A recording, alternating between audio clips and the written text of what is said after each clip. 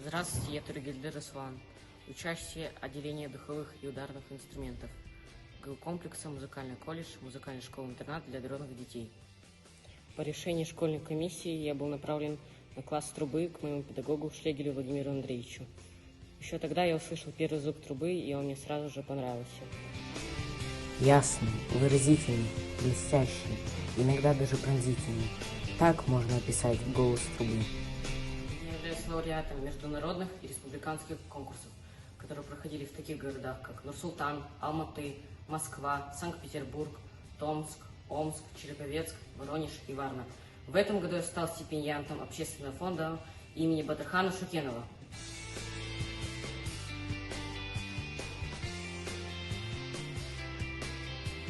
Моя мечта после окончания нашего музыкального колледжа поступить в Московскую государственную консерваторию имени Чайковского.